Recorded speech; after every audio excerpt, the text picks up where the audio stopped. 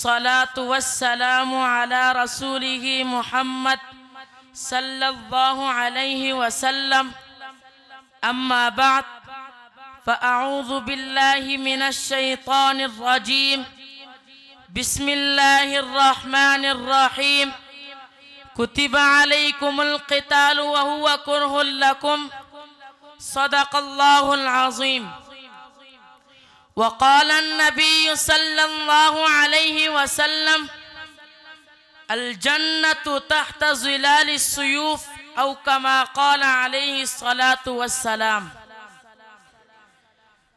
بندوق اٹھانے کی اجازت نہیں دیتے، بندوق اٹھانے کی اجازت نہیں دیتے، حق بات بتانے کی اجازت نہیں دیتے، اس دیش کے حکام کی منشا کو سمجھ لو، غفلت سے جگانے کی اجازت نہیں دیتے، القدس پہ رونے سے نہ روکے گا کوئی، القدس میں جانے کی اجازت نہیں دیتے، میدان کی طرف دوڑ پڑے ایسی کوئی بھی آواز لگانے کی اجازت نہیں دیتے۔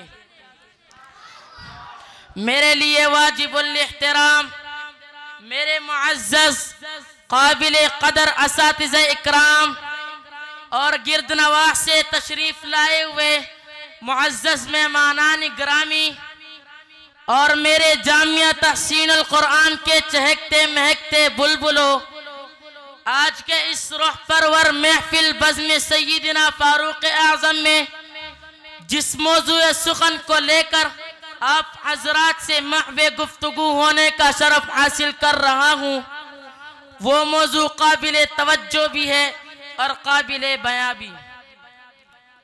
سامعین ذی وقار، آج کے اس دجالی دور میں ہر چیز کے اندر دجل کیا جا رہا ہے، ملاوٹ مافیا سرگرم ہے، غذا میں بھی ملاوٹ اور ظلم تو یہ کہ دوا میں بھی ملاوٹ۔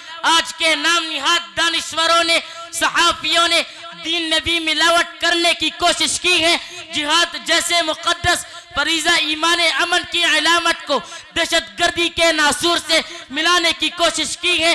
اس کرۂ ارض پر بسنے والے تمام انسانوں سے میرا یہ سوال ہے، جو مجاہد ماؤں بہنوں کے دوپٹے کا تحفظ کرے تو وہ دہشت گرد ٹھہرے، جو مجاہد شام فلسطین افغانستان کشمیر میں روتے ہوئے ننھے پھولوں کے آنسو پونچھے تو وہ دہشت گرد ٹھہرے، لیکن تین بڑے دہشت گرد امریکہ، اسرائیل، ہندوستان نہتے مسلمانوں پر بمباری کرے تو وہ دہشت گرد نہیں، عراق کی صحراؤں میں خون کی ندیاں بہا دے تو وہ دہشت گرد نہیں، ہندو 82,000 مسلمانوں سے ان کا سب کچھ چھین لے تو وہ دہشت گرد نہیں، اسرائیلی یہودی فلسطین میں قتل و غارت کا بازار گرم کرے تو وہ دہشت گرد نہیں، اور جو نبیوں کی جائے پناہ کا نقشہ بدل دے تو وہ دہشت گرد نہیں، اور جو ماؤں بہنوں کی عزت پامال کرے تو وہ دہشت گرد نہیں۔ ارے بابا، جو تعلیم القرآن کے بچوں کو ذبح کر دے تو وہ دہشت گرد نہیں، اور جو لال مسجد میں بے گناہ طلباء اور طالبات کو شہید کر دے تو وہ دہشت گرد نہیں۔ اے عقل کے اندھو، اپنے پیمائے اپنے پاس رکھو، تم کون ہوتے ہو مجاہدین کو دہشت گرد کہنے والے؟ ارے خدا را ذرا تعصب کی عینک اتار کر شرم و حیا کی چادر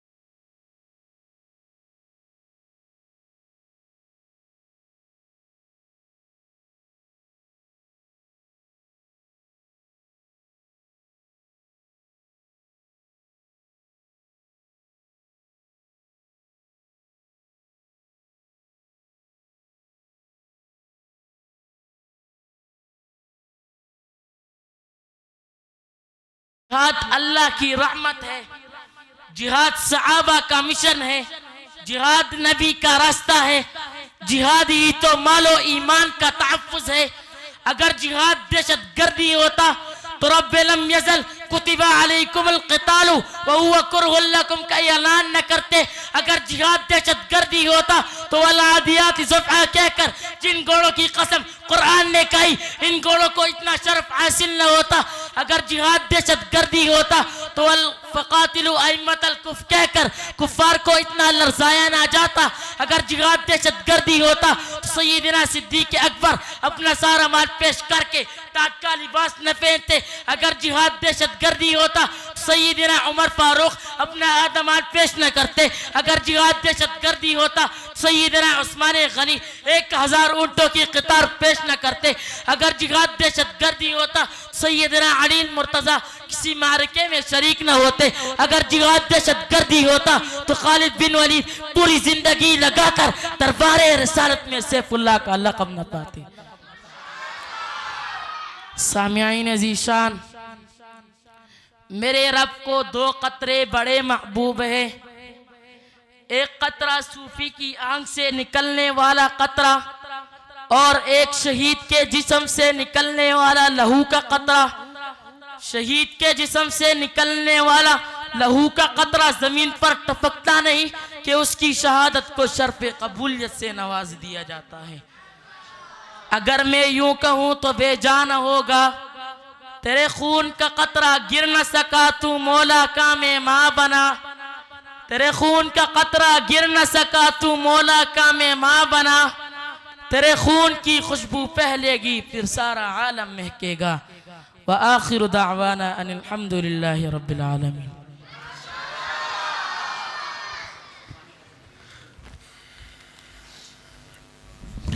ماشاءاللہ یہ تھے عثمانی گروپ کے طالب علم محمد احمد غنی جو اپنی تقریر پیش فرما رہے تھے. اس کے بعد میں فاروقی گروپ کا آغاز کرنے جا رہا ہوں. اس گروپ میں 5 طلباء ہے. سب سے پہلے میں دعوت دوں گا محمد شفیق کو، جن کا موضوع ہے شان صدیق اکبر رضی اللہ تعالی عنہ. وہ آئے اپنی تقریر پیش فرمائیں.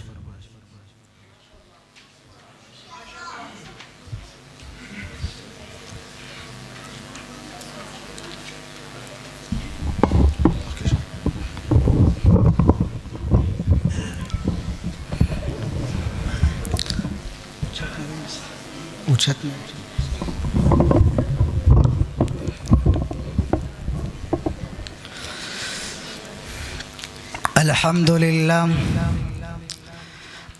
للہ